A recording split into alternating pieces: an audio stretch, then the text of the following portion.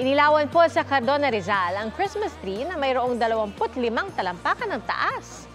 At hindi lang ang laki nito ang kapansin-pansin dahil ang naturang Christmas tree gawa sa pinagsama-samang balat ng buko.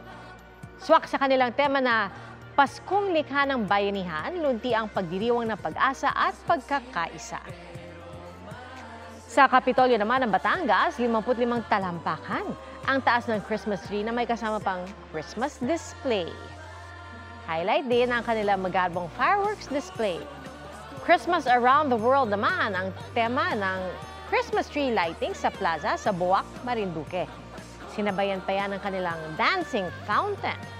Ang mga kumukutitap na ilaw hango sa mga iconic spot sa iba't ibang bansa gaya ng Amerika, France at Japan. Mga kapuso, maging una sa saksi. Mag-subscribe sa GMA Integrated News sa YouTube para sa iba't ibang balita.